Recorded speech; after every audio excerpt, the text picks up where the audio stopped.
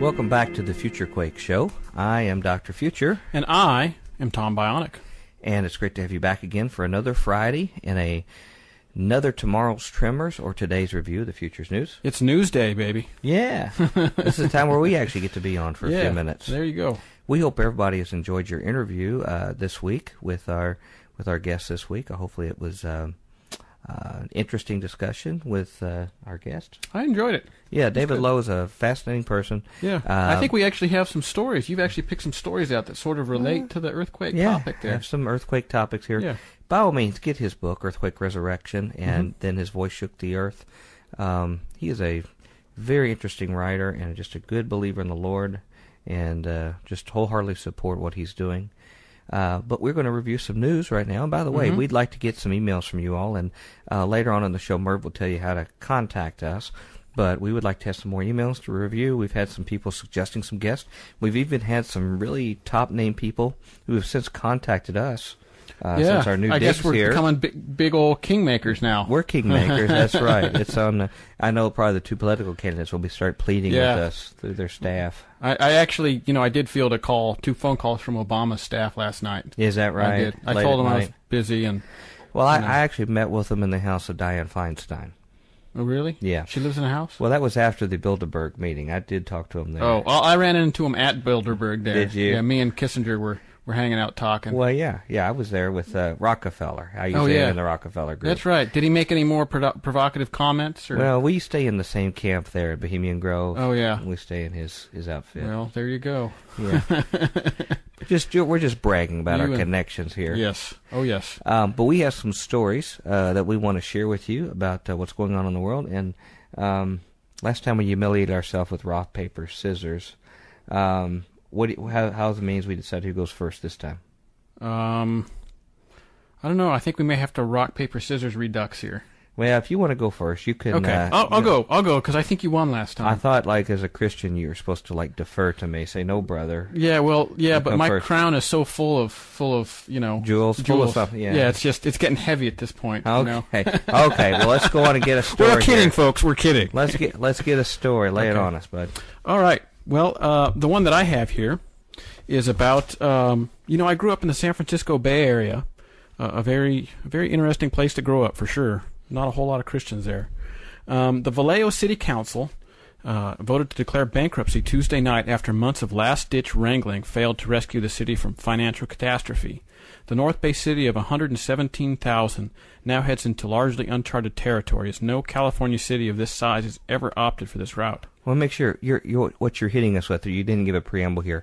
You're talking about a major city in California. I am talking about a major city in California declaring bankruptcy. So it's not just families now that are foreclosing or are turning their keys in or walking away. You have an entire city now that has gotten hit by the subprime and all these other investments. A large city of 117,000 people. It used to have a Mare Island Naval Shipyard, which used to employ 25 to 30,000 people.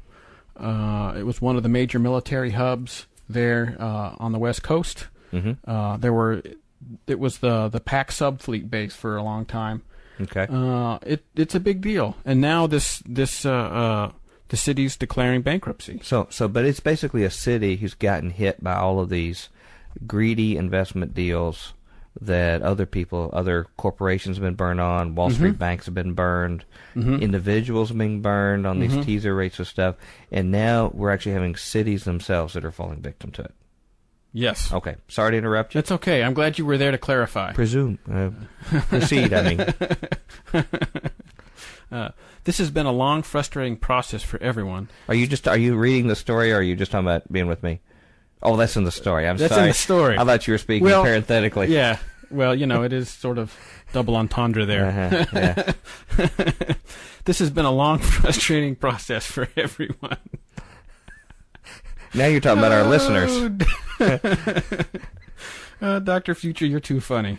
Didn't I see you doing stand-up a couple of weeks ago? Yeah, I'm still trying to find what I can do. Yeah. And even funnier, even more succinct. Back to the hail. Yeah. Anyway, city manager Joseph Tanner said, "There are no winners here tonight." After 4 hours of discussion and public comment from the standing room only crowd, the council voted 7-0 to approve Tanner's recommendation to declare Chapter 9 bankruptcy protection as a means to reorganize its finances, which have been shattered by spiraling public employee salaries and the plummeting housing market. The move allows the city to freeze its debts while maintaining city services. Police, fire, and other unions, and many in the audience were outraged at the move, accusing the council of poor leadership. The city suffers from mismanagement and has less debt than it claims, said a union spokesman, Ken Shoemaker, a representative of the electrical union. I think I might know him. Vallejo faces a $16 million shortfall and no money in its reserve account for the fiscal year beginning July 1. In March, the city shaved several $million from its payroll, museums, public works, senior centers, libraries, and other services to avoid bankruptcy, but needed to make further cuts to meet increased expenses in the next fiscal year. The city and its police and fire unions held a final contract negotiating session Sunday, but failed to reach an agreement before Tuesday's city council meeting. The city and its public safety unions have been at the bargaining table for about 2 years. The city is asking for its police and firefighters to take salary, benefit, and staff cuts, while the unions say any further cuts would endanger public safety as well as the safety of the police and firefighters.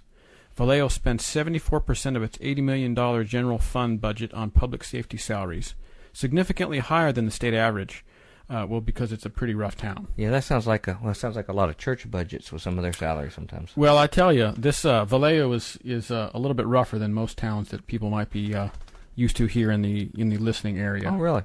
Yes. Okay. A little bit rougher. Huh. The generous contracts are the result of deals struck in the 1970s following a police strike that left the city in turmoil. Yeah, well, there's places that I wouldn't want to go in Vallejo in the daytime, so it doesn't surprise me that. Now, we'd like to say hi to all of our Vallejo listeners here. We hope you appreciate the characterization. Yeah, well, that's why I use a pseudonym. You're not getting a job in their Chamber of Commerce, I'm guessing. Yeah, well, of course not. They're going bankrupt. Well, they don't have a Chamber of Commerce right now. You thought of everything. I'm here. Let's see, what else? Let me skip to the end here. What's unknown is whether bankruptcy will dissolve the city's labor contracts, which most City Hall staffers say is the primary reason for the financial mess. A judge will have to decide whether to dissolve the contracts. Vallejo became the second California city to declare bankruptcy, but the first to do so because of long-term economic woes. Desert Hot Springs, also know that city, in Riverside County declared bankruptcy in 2001 after losing a lawsuit brought by a developer. Orange County declared bankruptcy in 1994 after losing $1.6 billion in bad investments. Cities and counties throughout the state are in a predicament similar to Vallejo's, and many are watching to see what happens in the North Bay City over the next few months. Translation, there might be more city bankruptcies coming. Wow. If the regional and national economy suffered another down year, numerous Bay Area cities, especially those highly dependent on the housing market for property and transfer tax revenues, are likely to be investigating bankruptcy options.